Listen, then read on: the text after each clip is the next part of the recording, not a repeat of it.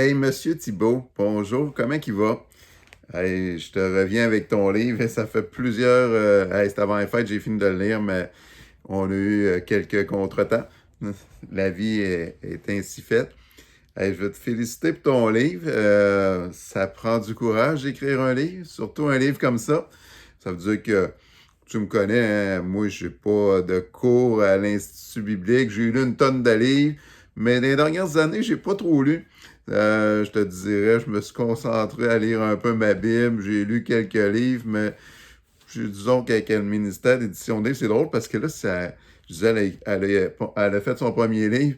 Là, on a de la demande pour faire d'édition de livres. Là, on a plusieurs demandes. Il n'y a rien de confirmé, mais en Gaspésie, c'est compliqué. Là. Je ne sais pas si c'est comme ça dans ton secteur, mais ici, et même les églises, les gens, ça ne sait pas trop lire. Hein? Ça veut dire que je n'étais pas capable de vendre de livres ici du tout, un de temps en temps. C'est un peu le portrait du coin, mais c'est sûr, quand on fait des livres, c'est souvent pas avec des gens de la place.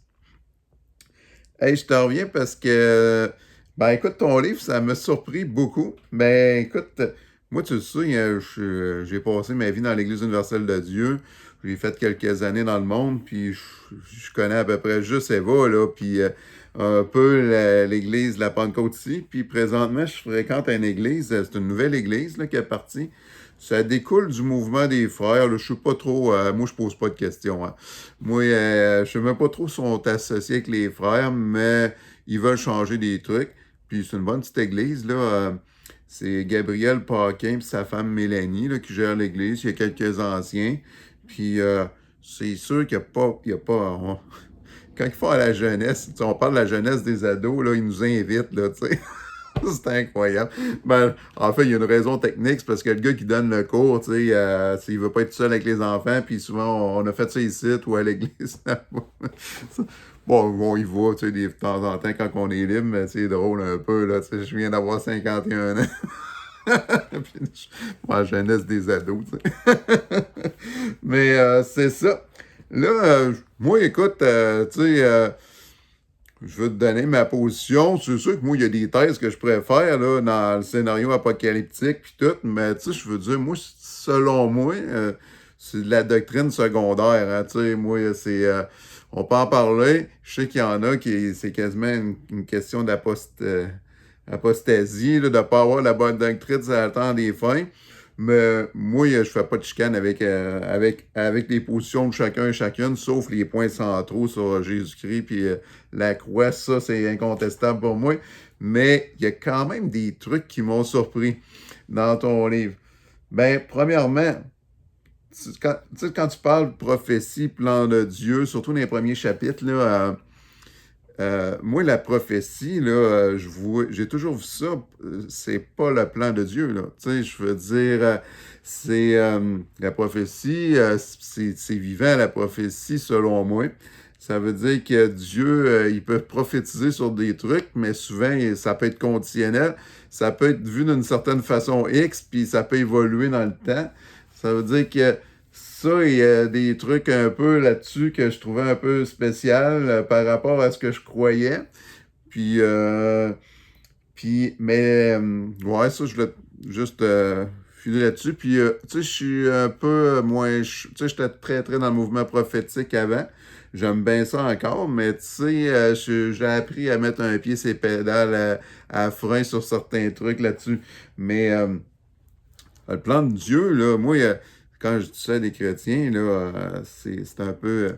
Des fois, je me fais tirer des tomates, là, mais tu sais, le plan de Dieu, là, c'est que c'était pas que l'homme pêche, là, tu sais, hein, c'était qu'il reste dans le jardin d'Éden, là, tu sais, puis qu'il touche pas à l'arbre de la connaissance du bien et du mal. Tu sais, moi, c'est ma vision de la chose. Dieu, dans son omniscience, pouvait savoir ça, mais je veux dire, moi, à un moment donné, j'étais jeune, hein, j'avais 10, 12 ans, puis j'avais demandé ça à mon père. Je dis là, si Dieu sait tout, pourquoi qu'il écrit le monde, puis tout. Puis mon père me dit quelque chose de très sage. Il dit, ben, mais c'est pas un maso, le Dieu. Il s'amuse pas à ouvrir le livre, là. Il veut jouer à la game, tu sais.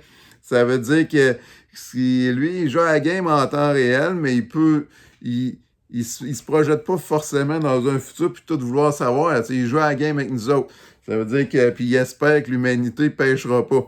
Ça veut dire que, mais c'est ça qui est omniscient quand même. Mais j'avais aimé un peu ce penchant de pensée-là, me disant que, tu sais, le plan initial de Dieu, c'est qu'on ne sorte pas du jardin d'Éden, là, tu sais, qu'on pêche jamais. Ça veut dire que quand tu parles, là, la fin des temps, là, avec les Juifs, les non-Juifs, tout ça, il y a un élément essentiel, je ne sais pas si tu es au courant ou tu le dis pas tout clairement dans ton livre, mais moi, j'ai jamais entendu un truc de même qui avait un plan séparé pour les Juifs, là. C'est sûr que peut-être dans les années 70, moi, en fait, je sais que dans la politique américaine, là, c'est ça, là. Mais au niveau des chrétiens de mon entourage, il n'y a pas personne qui croit un truc de même, là, qui a un plan séparé pour les Juifs. Les 144 000 dans l'Apocalypse, là, les Juifs, c'est des non-sauvés, là. Je veux dire, ils reconnaissent Jésus, ils deviennent sauvés, ça se fait dans les tribulations, la grande foule, c'est des nouveaux convertis. Moi, j'ai toujours vu ça de même, là, c'est des nouveaux convertis des tribulations, avec l'enlèvement avant, après. Tu sais, ça, je veux dire, moi, ça me dérange pas, là. Mais je veux dire, quand tu parles que l'Église est plus là, elle serait là dans la tribulation, machin chouette, là. Moi, quand on parle de la grande foule, dans les tribulations, si l'enlèvement a eu avant, c'est des nouveaux convertis. Ça n'a pas rapport avec l'Église. L'Église est enlevée, ils se sont convertis, ils deviennent l'Église, mais ils sont sur la planète pareil. Moi, puis un plan séparé des Juifs, il n'y a pas de plan séparé pour les Juifs. Ils ne sont pas convertis tant qu'ils restent Juifs puis dans la doctrine qu'ils n'acceptent pas Christ. Puis quand ils l'acceptent à la fin des temps, mais ils deviennent, même les 144 000, tu sais, Dieu peut les avoir mis un sceau dessus en n'étant pas convertis encore, puis avec une protection, sachant qu'ils vont se convertir plus tard. Moi, c'est un peu ce que j'ai toujours entendu, puis mais ça, tu sais, ça, t'en parles pas dans ton livre, c'était un point que je trouvais un peu, ça, ouais, ça, t'aurais dû expliquer ça. Ça, j'aurais aimé ça, avoir ton point de vue là-dessus. Euh, je regarde mes notes un peu. Hmm, ouais, c'est ça. Ça, c'était un point. Nouveau converti. Aussi, quand tu parles dans Daniel, il fera une solide alliance. Là, je n'étais pas trop. Tu parles que c'est Jésus qui ferait la solide alliance. Là, quand tu lis le contexte et tout, ça, je trouvais c'était pas très clair, ce bout-là. Mais c'est ça, j'aurais aimé que tu m'éclaircisses ça un peu. Ouais, puis c'est un peu ça. J'avais un autre point important que là, je ne le retrouve pas dans mes notes. Attends maintenant. Ouais. En tout cas, si ça me revient, je te refais une autre vidéo, inquiète pas, je te mets ça sur YouTube, mais c'est un vidéo non répertorié. Il y a juste toi qui peux voir ça, ou si tu le partages le lien, puis mec, tu l'as écouté, tu me textes, puis je le supprime. C'est juste plus facile de donner le lien aux gens. Puis, ouais, c'était quoi donc l'autre affaire qui... Ben, si je te fais un commentaire général sur le livre, c'est sûr que j'ai bien aimé la lecture du livre et tout. Par contre, j'ai trouvé il y a beaucoup de répétitions. Ça, tu sais, je me suis dit, peut-être tu vises une clientèle un peu plus jeune que nous autres, je sais pas. Mais moi, j'ai trouvé que, tu sais, dans les introductions, dans le milieu du chapitre, à la fin du chapitre, tu ramenais souvent des arguments. Puis, ah oui, c'est ça mon point.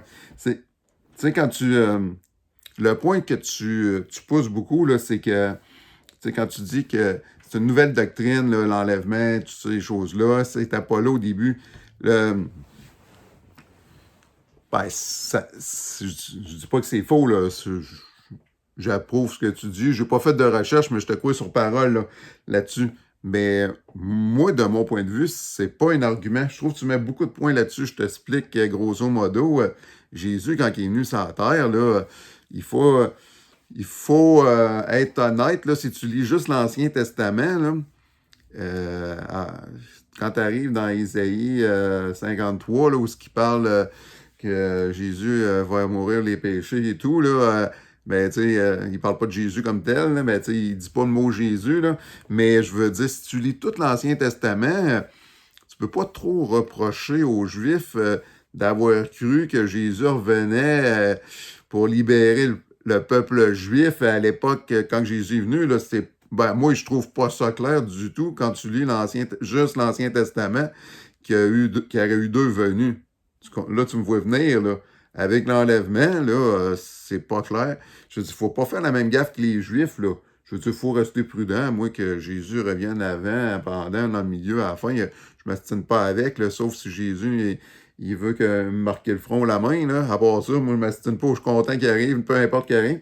Mais c'est ça un peu mon point. Je me dis, les Juifs sont tombés dans le piège. Tout, même Jean-Baptiste est tombé dans le piège. Là. Il ne savait pas ce que Jésus venait à faire. Là. Il y avait des doutes. Puis Jésus a dit que c'était le plus grand parmi les hommes. Moi, je reste tout le temps prudent sur ces trucs-là, à affirmer des trucs de même. Puis on ne connaît pas trop ta position. Hein? Là, je comprends vraiment que tu es dans la position qui ne croit pas au millénium physique. Là, il faut que tu expliques un peu pourquoi que l'agneau puis le lion vont vivre ensemble, puis le lion va manger de l'herbe. Là, ça j'aurais aimé ça que tu m'expliques ça. Là, si tu vois ça comme une image aussi, là, ça commence à être... Moi, ça, je trouve que ça commence à être un peu... Quand il les... À un moment donné, il y a quelqu'un qui avait prêché Eva, là, c'était pas... puis il avait sorti un truc de même, là, sur le jardin d'Éden, là. Puis, écoute, j'avais été le voir, le prédicateur, à la fin là, j'avais dit, écoute, là, si tu commences tout à figurer que c'est Moïse qui a inventé une histoire pour expliquer le péché, puis le jardin d'Éden, faut pas se fier au texte, là, que c'est une image. Là, moi, je trouve que ça, c'est un terrain qui peut être glissant, parce que là, à un moment donné, tu dis, c'est quoi qui est une image, c'est quoi qui ne l'est pas, c'est quoi qui est de l'interprétation. Tu sais, l'agneau pas l'agneau, mais le lion qui va manger de l'herbe, puis dans le royaume, ça, c'est... Puis je te partage un autre point de doctrine, là. J'espère que tu ne nous diras pas, Danny, là, il y a une doctrine de la fin des temps. Mais c'est un gars qui m'a emmené ça. Puis écoute, je te dis pas que je quiz la doctrine que je vais te parler là, mais j'ai trouvé ça super intéressant. Lui, il me dit, ben, le royaume physique du millénium, il est passé. Puis il est venu ici. Il a régné pendant 1000 ans, puis on est dans la période de relâchement de Satan. Puis ça fait à peu près 150 ans qu'on est là-dedans. Puis, en tout cas, je ne t'expliquerai pas tout ça, là, mais je me suis renseigné là-dessus. Puis écoute, il n'y a pas d'argument pour défaire ça. Moi, j'ai emmené l'argument pour défaire ça un peu du lion qui doit manger de l'herbe, mais lui, il se défend en disant, ben, c'est pas dit que pendant la rébellion de Satan, que ça reviendra pas comme avant, tu sais. Puis j'ai dit, ben, la montagne de Sion n'est pas fendue en deux. Puis là, il m'a montré des images puis des preuves que ça a l'air d'avoir été rebouché. Puis j'avais trouvé ça intéressant. Écoute, c'est une piste, là, mais je me dis, on est dans un drôle de temps où ce que tout est possible, puis toutes les théories, il me semblent des fois un peu possible, puis un peu bizarre. Ça veut dire qu'il y a tellement de mouvements qui vont dans tous les sens. Puis, écoute, moi, je te le dis, je considère pas que j'ai la sagesse de tout comprendre ça. Et puis, surtout quand je lis les Écritures. Et puis, moi, je lis les Écritures depuis que je suis au de même, là. Puis, je les ai lus sur différents angles, là. Puis, je trouve, c'est courageux comme livre. Mais je comprends que c'est une doctrine que beaucoup de gens mettent sur pied d'avant aujourd'hui, que c'est comme un retour du balancier de l'autre bord. Mais je sais pas. Moi, je suis pas branché. Je fais juste te donner mon point de vue. Mais c'est ça.